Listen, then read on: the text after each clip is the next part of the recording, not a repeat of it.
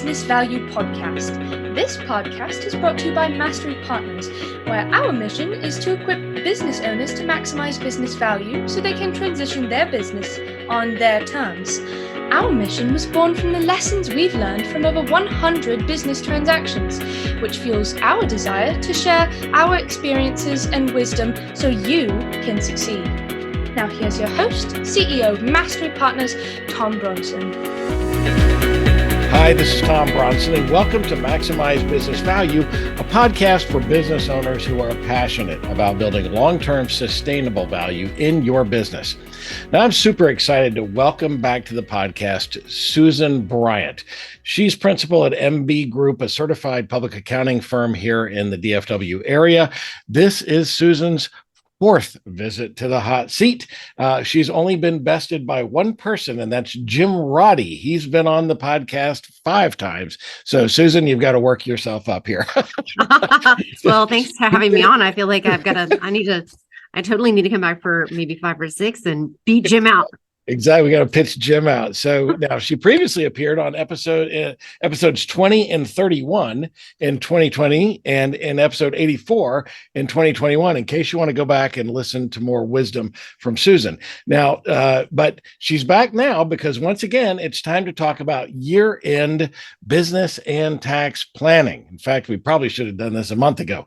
Susan is a different type of CPA. Unlike many CPAs who visit their clients once a year at tax time, Susan makes it a practice to really get involved with her clients. Now, as we've mentioned in this podcast before, accounting is the practice of looking backwards. It's a history book at the numbers, so to speak.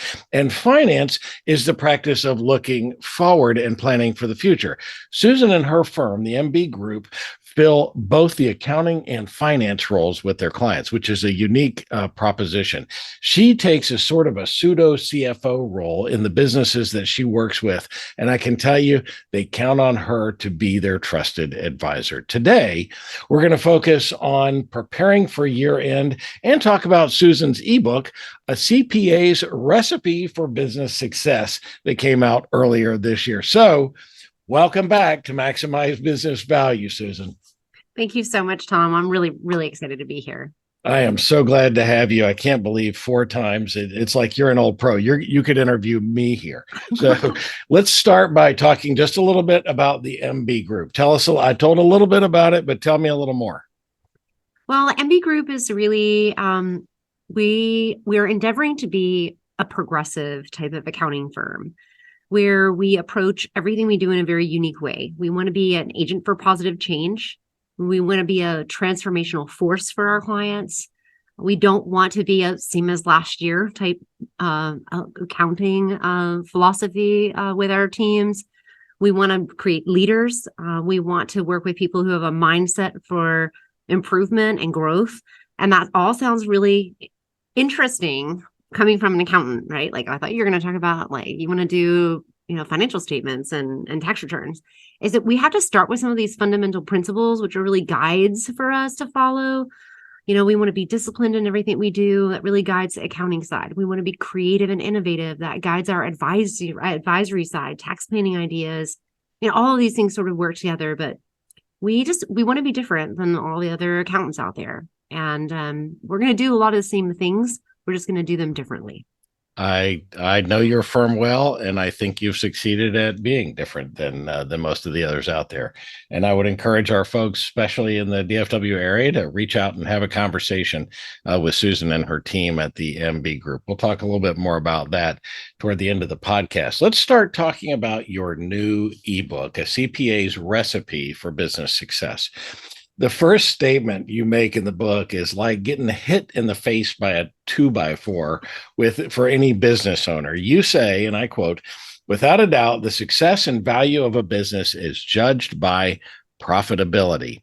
So many business owners just really don't understand how businesses are valued. So why do you say profitability is the key to success? It sounds counterintuitive, but why do you say that?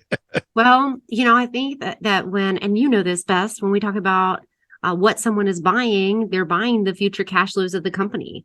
That's typically determined based on profits. So it really boils down to the performance of your of your business.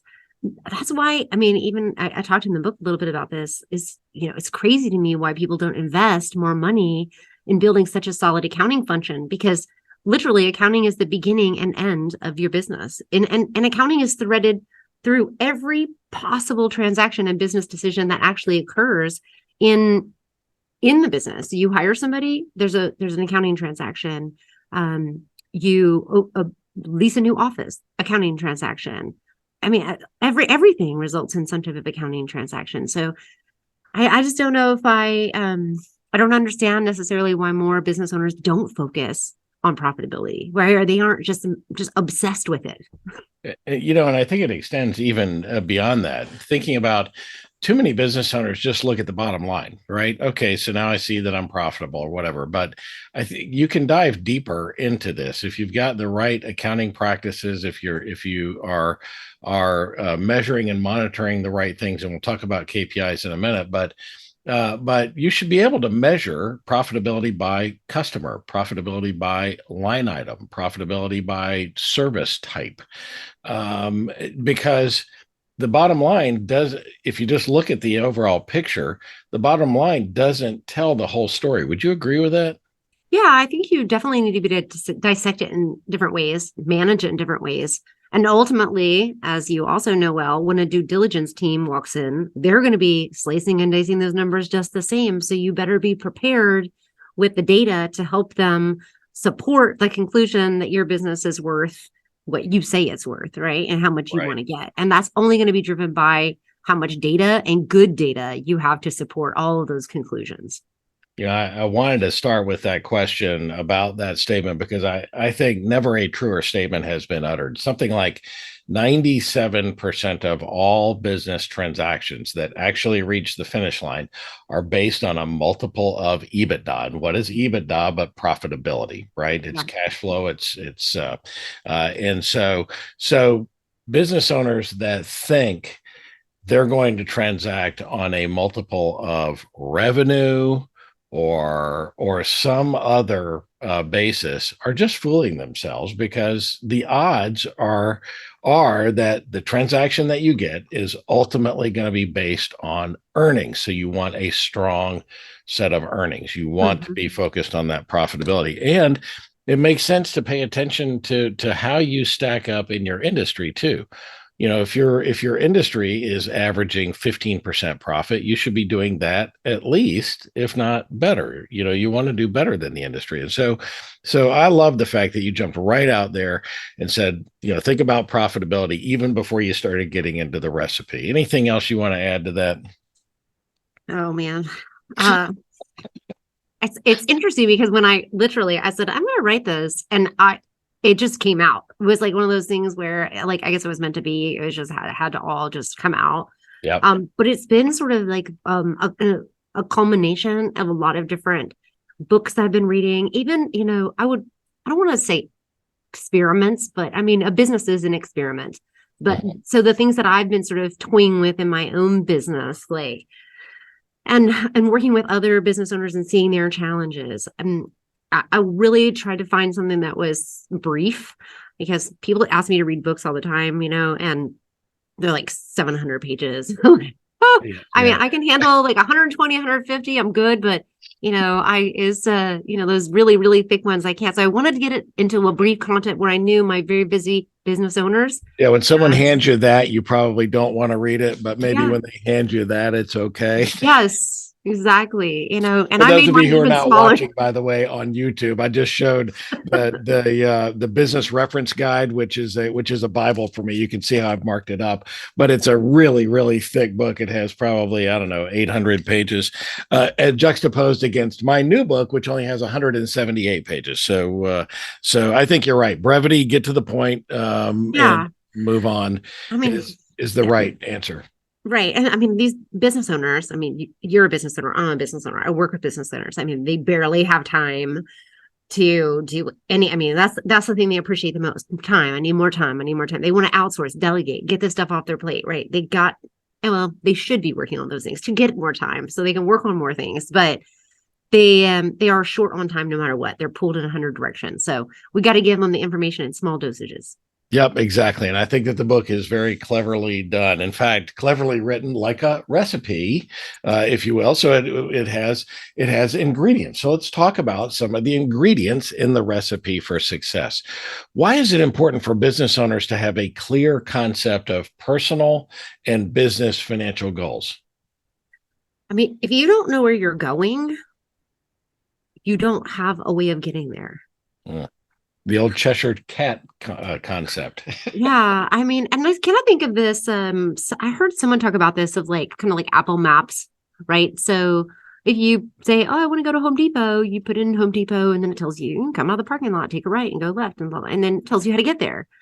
I mean, I think that should be the same way that we approach our goals, right? We said the goal is Home Depot, and then we figure out how to get there. And then, some of those are maybe 6 months out, year out, whatever, but we have to be thinking about it the same way. We're trying to create a map for ourselves on how we get there. And if we can't figure out what the map should look like, that's when we sort of go to somebody else, whether that's someone like you or me or an attorney or a coach or advisor of some kind that says, hey, how can I get from where I am to where I want to be?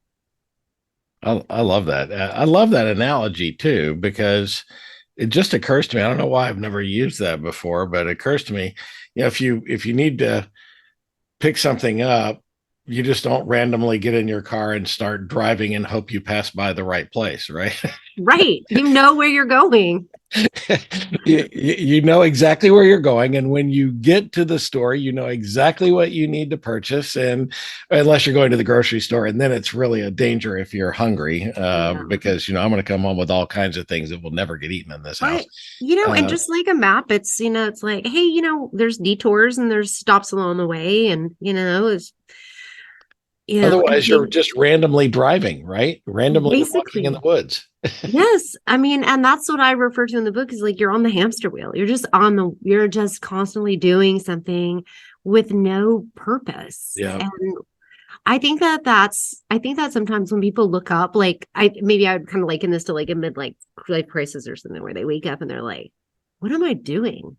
Yeah. What have I been doing for the last decade or 20 years or whatever? Like, what is this all for? Why am I here? Like, and I feel like that's maybe there are people who are having those moments. Maybe that's good that you're having that awakening. But man, I'd love for people to start off with being more intentional so they don't, because think about all the time that got wasted. That they just but imagine, but it's never too late to start, right? It's never too late to start. It's true. 60-year-old business owner who doesn't have those goals, set them now, right? Set them now. Yeah. Wait and get with your CPA in your business and get with your financial advisor, and determine where it is that you're going. Look how you've come and see where you can go so that you can set those targets. I agree that don't start without a map. Another one of your key ingredients is, I love this, working knowledge of key financial metrics. And here it is again, a focus on profitability. So why are metrics so important, and how should business owners be using them? Well, I think there's a couple different types of metrics, right? So we have, indicators that tell us how things have happened in the past. That's good information for us to understand historical performance. But we all should also be trying to build like leading indicators, right? So where are we going? And that's all should be in alignment with those goals, what we're putting on the map.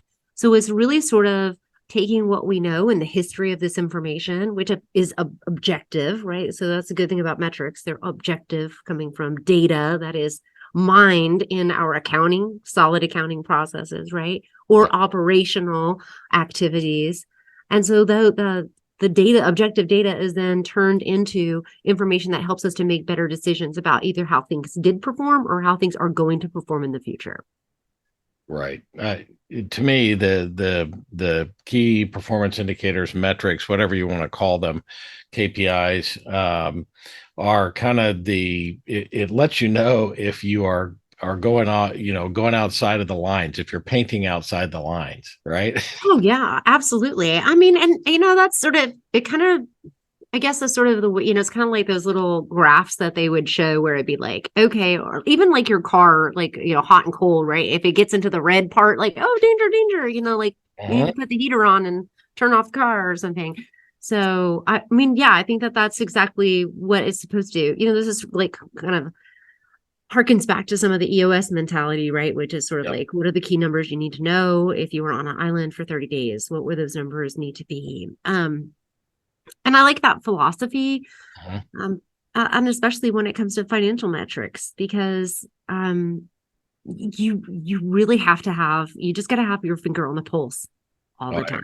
I agree. But it's, to me too, of course, the book is written from someone specifically about finance and accounting, but key metrics applies in every department. You should have performance metrics for your delivery, for your delivery mechanism, whether it's a service or products or whatever. You should have metrics on marketing, on sales, all of those things that kind of add up and give you a pulse of what's going on in your business. And that's one of the first things we set up. We love clients that use EOS, the Entrepreneurial Operating System, and of course we've done podcasts on that in the past because they have a scorecard, and the scorecard is typically things that are important to measure in that business. I've always used scorecards. I've always looked at KPIs. One of my favorites is cash, right? Yeah. I want to know every day what my, when I'm running a business, I want to know what the cash is. And our CFO, every day, the first thing that she did when she came in was hand me a slip of paper that told me how much cash is on hand, what we expect, what's the AR, what's the AP, so that I know what our cash situation is. Because David Hammer on his podcast that we did earlier this year said the number one reason businesses go under is lack of cash. Absolutely. So if you're not following cash, how do you know? Yeah, I was just listening to Scaling Up. I haven't finished that book all the way, but that's even one of the 4 things that they talk about for, growth companies. If you want to be a gazelle, I mean, it's like people, processes, there's another one, and cash. Yeah. And those are 4 things you got to manage. I mean, cash is king, or if you're me, cash is queen. Yeah. That's right. That's right. Hey, I have a wife and 3 daughters. So with 4 women, cash can be queen here. That's for sure. So, all right. Next, when we work with our clients, we talk about how much time they spend stirring the sauce. In other words, how much time they're working in their business rather than on it. And you say the ability to recognize, as you mentioned just a second ago, when to get off that hamster wheel and start working on business strategy and planning. That to me is just huge. Tell me more about that. Yeah, I think adults we are terribly unimaginative. I mean, it's actually kind of sad. Sometimes I have to stop myself and I'm like, we're negative. Or we like to I think we temper that with like, well, I'm just being realistic. Like that somehow makes my negativity better, right? So yeah, I think that when someone has the ability to be like, okay, I've been working a lot on a lot of whether it's operational activities or customer facing activities, customer focused activities, being able to step back and say, okay, everything here seems to be running good. I need to take a break from that, disconnect myself, and just do some thinking, dream a little bit. What do I want this to look like? What could we be doing better? Go think about some of the technologies that are impacting your industry. Think about, go look at trends. I spent a lot of time talking with my husband about his business, and I've helped him to create a lot of automation so he can go and research new products that are going to be more interesting to sell. And you got to have time to do the thing that inspired you to start this business in the first place. Otherwise, you're just going to be burnt out, and you will not be the type of leader who will take the company to where you would love for it to be. Right. Yeah, you just got to take time to step back and plan. And when we get on to the second half of this podcast, we're going to talk about some things that maybe you ought to think about this time of year to plan for. So at the risk of sounding a little self-serving, when I say self-serving, I mean me, not you, Susan, is you talk about the willingness to seek expert help on the complicated and risky stuff and listening to and respecting the professional advice. Now, can you give me some examples of things that you think a business owner should seek advice for? I've got my own examples, but give me some of your things that you think about when you think about the statement. Well, I mean, accounting, tax, legal, insurance, any type of risk management, of course, succession planning, entity structuring, oh gosh, compensation planning, HR, payroll, IT. Would it be easier to say things that you shouldn't seek professional help on? Right. Right. And right, then it would be like, include, but this is not a complete list. I think it's just one of those things where as soon as a client walks in and they meet with me, the first thing they say is, I'm not an accountant. Right. Like I'm expecting them to be an accountant. Like, I know you're not an accountant. Otherwise you wouldn't be here. Right. You started a business to do something that you are incredibly great at. Let us handle this for you. And I feel like more and more business owners need to have this attitude change away from the DIY mentality of like, well, I can try to figure that out myself. I mean, I really threatened to I'm going to go out and buy www.googleadvisor.com, and that's going to be me. Okay. Because everybody wants to Google everything, and there's just no replacement for for specific advice for your specific situation.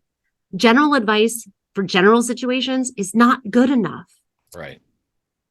It's just not good enough. And knowing just a little enough to be dangerous is not good enough either. It's dangerous. It's funny. It's one of those things that's kind of hard. It's almost like an oxymoron, right? That business owners don't like to invest in advice, and they think of it as spending. And if they get the right advisors, it's really an investment in the future of the business. I hear over and over. Just last week, I got the most amazing compliment from one of my new clients that we picked up this year. I sent her a nice Thanksgiving note, and I said, "Hey, it's been a real pleasure, working with you this year, and I hope you have a wonderful Thanksgiving with your family." And her response just knocked me over, and I'm still riding high. And she said, "This is likely the best investment I've ever made." Well, that's what we hear. And Susan, I guarantee you hear the same thing from your clients when they invest in doing your year-end tax planning stuff. It's not free, but it saves them and ultimately makes them more money if they get the advice that they need. Would you agree with that? Oh, yeah, absolutely. I mean, it's the client gets the upside. Yes, you have to compensate your professionals fairly for the knowledge, for their contributions to the value that they bring to the table. Absolutely. Yeah. But truly, the upside belongs to the client. They are the one who reaps all the benefit, the reward of all its information. I mean, I've got one client he's a younger gentleman, and if I suggest something to him, he listens. Like I asked him to read Traction. He read it. He started implementing it. We had a few tax strategies. He's like, I'm on it. Let's do it. And get them done. I mean, because he listens, because he is so receptive, he wants to learn, that undying curiosity of like, let me figure this out. How can we do this? But I trust you to give me the ideas and just execute on them. There's no replacement for that. He will, I joke with him and I'm like, hey, when I'm an old granny sitting in my rocking chair, don't forget about me, because you're going to be on your yachts and in your vacation homes all across the world, That's right. Well, and I agree. I think that the client does benefit from that. And those that are open and will listen and implement what you're doing, it goes hand in hand with something else you say in the book that we're just not going to have time to get into. And that is kind of be an avid learner, right? Mm-hmm. I call it an avid reader, but lifelong learning is important. And that's why I read 50 books a year. That's why I actually write books for business owners. And you did this great ebook for business owners. Learn something every day. It doesn't matter how long you've been in your business. Learn how to do things better and new things that you can implement in your business. I promise it will go a long way. I had one other side story when I just engaged with a new client a couple of weeks ago. And when I sat down with the management team to kind of review my fee structure and how it worked, I could tell that there was some skepticism about whether or not it would be of any value. In our first meeting, after 90 minutes of sitting together, the CEO looked at me and said, "I think we're underpaying you." Man, okay. Well, And I said, well, sure, I can build more. I'm glad you feel that way, but you get the upside on this, That's right? right. It's true. It's true. So now I could go on all day on your short yet powerful ebook, but instead I'll suggest that our listeners go download it. It's free and read it for yourself. You can find it at mbgcpa.com. That's MB Group, so mbgcpa.com, or we'll have a link to it on our newsletter this week. It's only 16 pages, but it is powerful enough to change the outcome for you. This is the Maximize Business Value podcast, where we give practical advice to business owners on how to build long-term sustainable value in your business. Be sure to tune in each week and follow us wherever you found this podcast, because if you follow us, you'll get advance notice. You'll know before everybody else does when we've dropped a new podcast. Until next time, I'm Tom Bronson, reminding you to plan for year end while you still have time as you maximize business value. Thank you for tuning into the Maximize Business Value podcast with Tom Bronson. This podcast is brought to you by Mastery Partners, where our mission is to equip business owners to maximize business value so they can transition on their terms. Learn more on how to build long-term sustainable business value and get free value-building tools by visiting our website, www.masterypartners.com. That's master with a Y, masterypartners.com. Check it out.